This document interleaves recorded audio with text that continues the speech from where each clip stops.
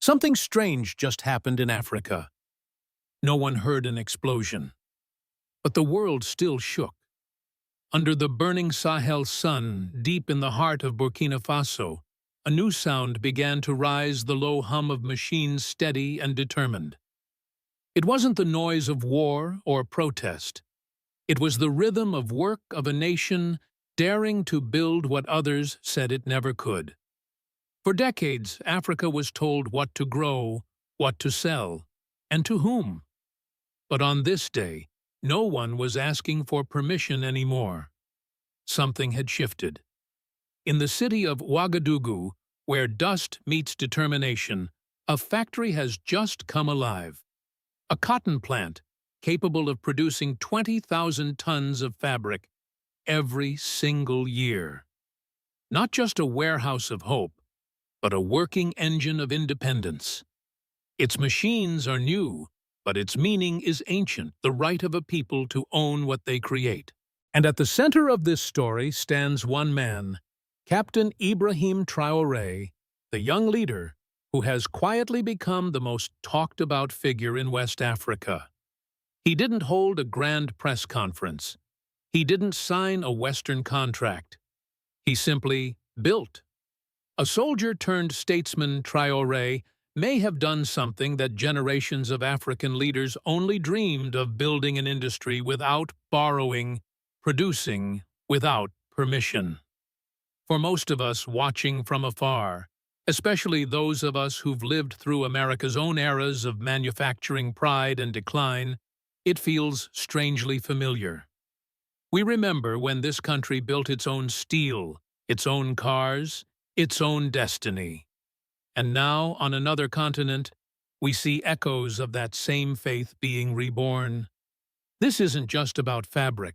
It's about freedom, economic, political, and psychological. Because when a nation begins to weave its own cotton into its own cloth, it's also weaving something far more powerful: the belief that dignity can be manufactured locally.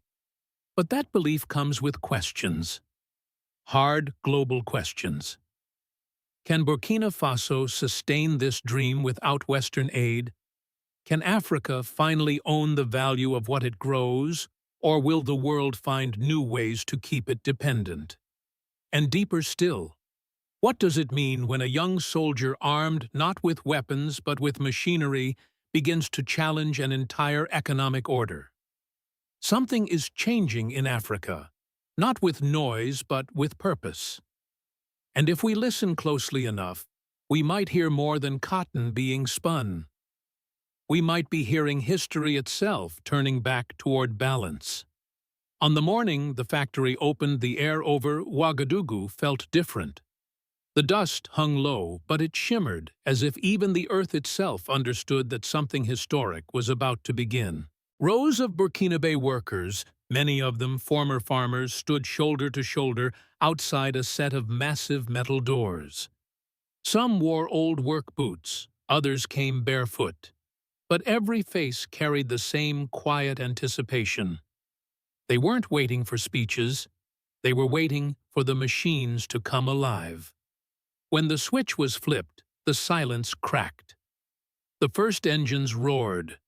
The looms began to spin, and cotton that had long been shipped away raw was now moving through local hands, stretched, woven, dyed, and rolled into cloth. Within seconds, the factory floor was vibrating with purpose. It wasn't the sound of commerce. It was the sound of transformation. For the first time in its history, Burkina Faso was producing its own fabric from its own cotton, an industry that had always been the privilege of faraway nations. The scale was astonishing, a facility designed to produce 20,000 tons of finished fabric every year, creating over 5,000 direct jobs. But the numbers, as impressive as they were, only told part of the story. This was more than economics. It was psychology. It was identity. For decades, the same cycle defined Africa's economy: grow the raw materials, export them cheap, and buy them back expensive. Cotton left Africa as fiber and returned as branded fashion, a system so normalized that few questioned it anymore. But here, in this corner of the Sahel, a different story began to unfold. Captain Ibrahim Traoré had refused to follow the old script. No loans from the IMF, no foreign consultants, no glossy aid agreements. Just a national plan, local engineers, and a belief that if Africa wanted to be respected, it first had to respect its own capacity to build. That's what made this day so powerful. There was no ribbon-cutting ceremony lined with foreign diplomats, no applause from global investors, only Burkinabe voices, machines, and the hum of independence being born in real time. Reporters who attended described the moment in simple words. A factory opened. But for those who understood history, it was far more than that. It was a declaration. Because every meter of cloth rolling off those looms was not just fabric, it was proof. Proof that a landlocked nation written off as too poor and too dependent could rewrite its destiny with its own hands. At the edge of the factory floor, a worker named Issoufou, a former cotton farmer, wiped his brow and said something that captured the spirit of the entire event. "For years, I planted cotton that I never saw again. Now I can hold what I grow." That single sentence echoed louder than any speech. It summarized what this project meant. Ownership. For the first time, Burkinabe citizens were not just producers of raw material, they were participants in the full cycle of creation. The same cotton that once represented struggle was now a symbol of self-worth. Standing quietly near the control room, Ibrahim Traoré didn't take a microphone. He simply watched. Observers said his expression wasn't celebratory, but focused, as if he knew that this was only the first step of something far greater. To him, the factory wasn't the end of a project. It was the beginning of a movement. And perhaps that's what struck the outside world most. While Western media looked for statements or ceremonies, the real story was happening in silence, in the steady hum of progress. The sound of machinery became the soundtrack of a new kind of revolution, not fought with weapons, but with gears and hands. In that moment, many began to understand the magnitude of what had just happened. Burkina Faso, a small landlocked, underfunded country, had done something that giants had told it was impossible. It had built a fully functional textile industry from within, without debt, without permission, and without fear. The news rippled quietly through the region. In Mali, in Niger, in Ghana, engineers and ministers began to ask the same question. If they can do it, why can't we?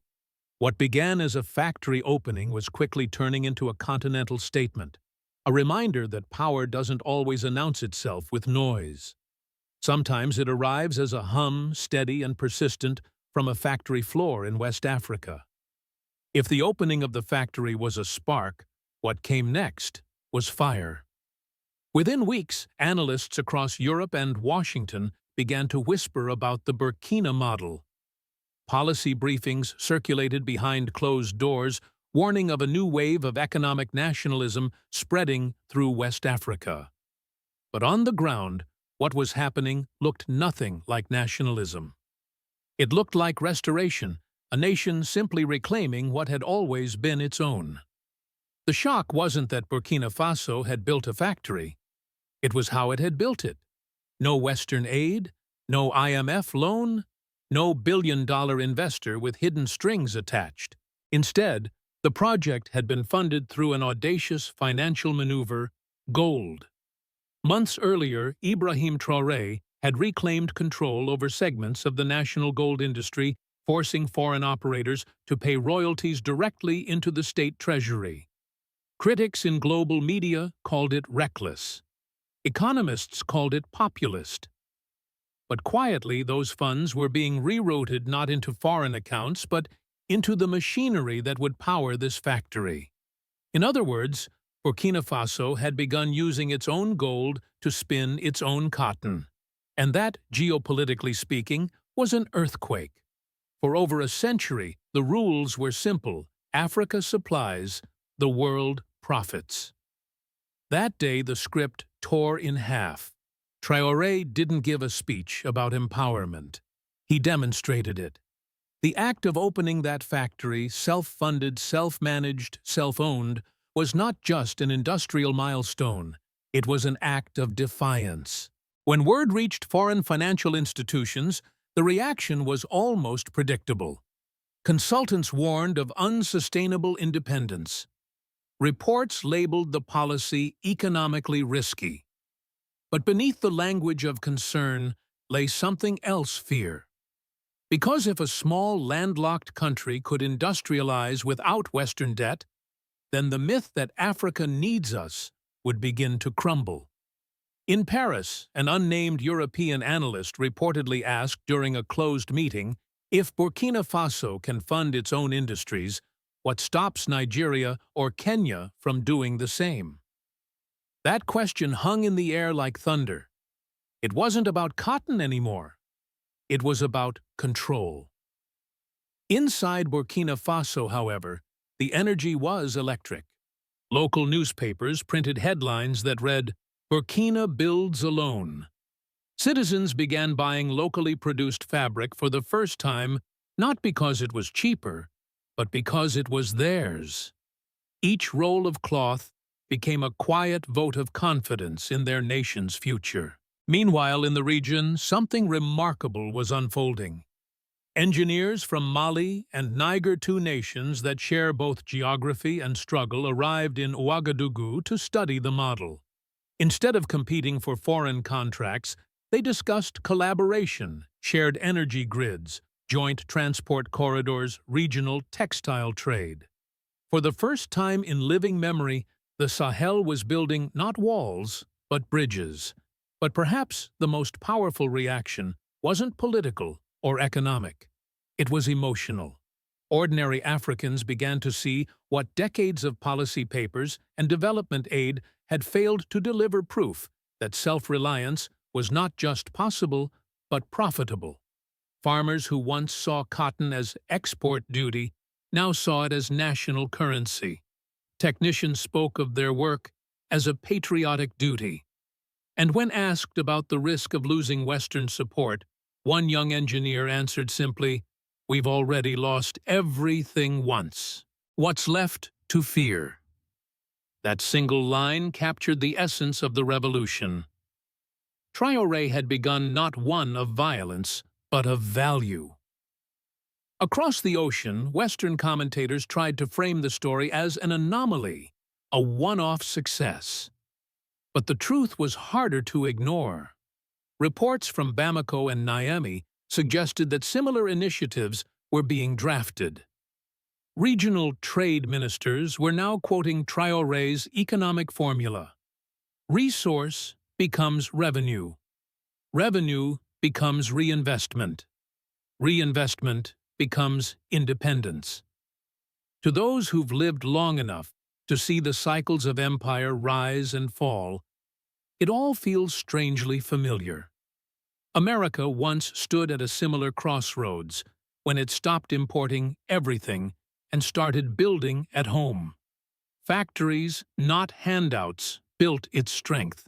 And now, halfway across the world, that same principle is being rediscovered in a country many once dismissed as too small to matter. As the looms kept spinning, the symbolism grew louder than any headline. This wasn't the hum of machinery anymore. It was the sound of a people rewriting the rules of engagement. A quiet declaration that Africa would no longer be a supplier of raw hope, but a manufacturer of destiny. And in that steady, unbroken rhythm, one truth became impossible to deny. The most revolutionary sound in the modern world may not be the roar of protest, but the hum of production coming from the heart of Burkina Faso. When the first rolls of fabric left the factory floor, something more profound than production began to spread across Burkina Faso pride. For decades, the nation's wealth had been measured by what it exported. Now, for the first time, value was staying home. In the months following the inauguration, the cotton factory became more than an industrial site. It turned into a classroom, a bank, a mirror. Thousands of workers, many of them young people who once left rural villages searching for work abroad, were now learning trades, machine calibration, dye control, logistics management. The same hands that once planted cotton were now shaping it, guiding it, owning it. One journalist visiting the site described it perfectly. It feels less like a factory, more like a heartbeat. Inside those walls, the culture of dependency was being replaced by a new emotion capability. For every worker trained, there came a ripple: families with stable incomes, children sent to school, local markets revived. It wasn't charity. It was change built from within. Ibrahim Traoré understood this transformation better than most. He once said privately to his advisors, "When a man earns from his own skill, he stops waiting for salvation." That belief became the foundation of his domestic policy: convert pride into productivity. Soon, a quiet social revolution began to take shape. The government introduced community investment programs, allowing citizens to buy micro-shares in national industries. Farmers, teachers, and civil servants, people who had never owned stock in anything, suddenly became shareholders in their own future. The word participation took on a literal meaning. When the factory profited, so did the people. And that shift changed everything. In a country long defined by aid dependency, wealth was no longer imported. It was earned. Patriotism stopped being a song sung on national holidays. It became something you could touch: a paycheck, a dividend, a piece of fabric you helped make. Political analysts began to notice a second effect: stability. Unemployment dropped. Local spending increased. And most importantly, the tone of public debate changed. Where citizens once criticized leaders for corruption and inaction, now discussions centered around efficiency, training, and expansion. The national conversation had moved from survival to strategy. Traoré's critics, both domestic and foreign, continued to call his approach militarized economics. But within Burkina Faso, many saw it differently. To them, his discipline wasn't oppression, it was focus. A sense that every project, every policy was part of something bigger: the long-overdue decolonization of African economics. The ripple effects reached beyond numbers. In towns surrounding the factory, small businesses began to bloom: tailors, fabric sellers, transporters, mechanics. Women's cooperatives started designing local garments from Burkinabe, fabric rebranding traditional wear as symbols of sovereignty. Local radio stations played songs celebrating the hum of freedom. There was a quiet poetry in it all. The same cotton that once symbolized exploitation under colonialism had become the fabric of independence. But progress also brought tension. The success of the factory forced a deeper conversation among the Burkinabe elite. Could the country sustain its industries without eventually yielding to global capital? Could self-reliance survive contact with global competition? These weren't just economic questions. They were existential ones. For many ordinary citizens, however, the answer was already visible. Every day they saw their children leaving home, not to beg for opportunity, but to build it. They saw pride returning to the fields and dignity returning to labor. In one interview, a middle-aged mother, whose son had become a technician at the plant, said quietly, "He used to dream of going to Europe. Now he dreams of building here." That single line captured the entire transformation. Burkina Faso wasn't just producing fabric, it was weaving a new identity, one thread of belief at a time. To outside observers, it may look like a small victory in a small country. But For those who've lived through decades of broken promises, this was more than progress. It was proof that when people own their labor, they reclaim their nation. And that truth, that economic sovereignty creates emotional sovereignty, is what terrifies the old order most. Because once a population believes in its own capacity to create, no amount of loans or lectures can control it again. From Washington to Paris, the tone was cautious. Officially, reports described Burkina Faso's new industrial model as unconventional. Unofficially, it was something closer to alarming. Behind closed doors, Western policy analysts began to ask a question no one wanted to confront. What if Africa no longer needs us? For generations, global institutions had written Africa's development playbook, loans tied to conditions, trade deals dressed as partnerships. But when Ibrahim Traoré flipped that script, he did more than challenge policy. He challenged psychology. Because if one small, landlocked nation could build an industry from its own gold, what would stop 10 others from doing the same across the Atlantic? A few American economists quietly admired the move. They saw in Burkina Faso something that once defined the United States itself: self-reliance. America, too, was once a producer nation, not a consumer empire. It built cities from steel dreams, from labor and pride, from independence. Many older Americans still remember that era when Made in America was not just a label, but a promise.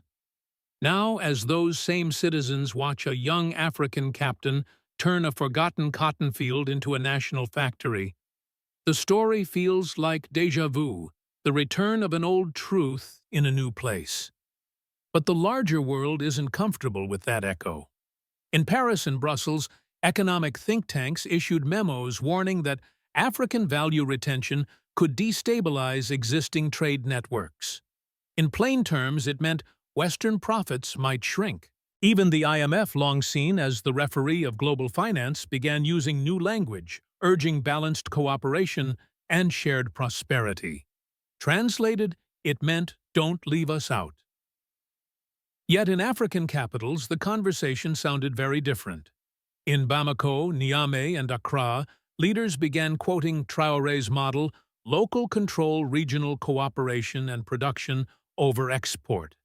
The Sahel alliance, once dismissed as symbolic, now looked like a prototype for continental independence. For ordinary Americans watching this from afar, it poses a question that reaches beyond Africa. Have we too forgotten what self-sufficiency feels like? Burkina Faso's story isn't an anti-West story.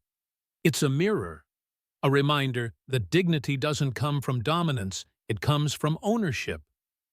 When nations build from within, they rediscover their worth. And whether it's a textile factory in Ouagadougou or a steel mill in Pittsburgh, the principle remains the same. Real freedom hums louder than rhetoric. As the looms keep spinning and the lights stay on through the African night, perhaps the hum we're hearing from the Sahel is more than a local sound. Perhaps it's the sound of a world remembering what independence truly means. Stand near the factory at dusk, and you can hear it, a hum that cuts through the evening air like a steady heartbeat. To most, it's the sound of machinery. But to those who understand history, it's something deeper. It's the sound of a continent remembering its potential. Each thread of cotton that rolls off those looms carries more than color or texture. It carries proof that a nation once written off as dependent can stand on its own, that belief can be manufactured as tangibly as fabric. The world might call it production, but in truth, it's prophecy. Because what Ibrahim Traoré built in Burkina Faso is not just a factory, it's a mirror reflecting what Africa could become, and perhaps what America once was. For those of us who remember when independence wasn't a slogan, but a way of life, the lesson rings clear: prosperity built from within endures. Power, borrowed from others, fades. And yet, there's unease in the air. The old economic order is shifting, and not everyone is ready to face what comes next. When Africa begins to keep what it grows, refine what it mines, and own what it builds, entire global industries will have to reckon with that reality. Progress for Africa inevitably means discomfort for others. But that's what real change always does. It disrupts it, redistributes it, demands respect. Still, this isn't a story of revenge. It's a story of return of a continent finding its rhythm, of people rediscovering dignity through work. And maybe that's the part that connects us all. Whether you live in Ouagadougou or Ohio, the desire is the same: to build something that lasts, to earn what you keep, and to leave behind more than headlines. So tonight, as the machines in Burkina Faso continue to hum beneath the Sahel sky, perhaps we should all pause and ask ourselves, what would our world look like if every nation, including ours, ate what it grows? Do you think President Ibrahim Traoré's strategies are the first real steps toward Africa's economic freedom? Or will the global system push back once again to keep that freedom unfinished? Please share if you believe that truth is stronger than the narrative. Subscribe if you want to be among the few Americans who see what's really happening across Africa before the headlines catch up. Because this isn't just Africa's story anymore. It's humanity's reminder that real independence isn't declared in words, but forged in the rhythm of work. And somewhere in the hum of that Burkinabe factory, you can almost hear an empire's silence, breaking one revolution of the loom at a time.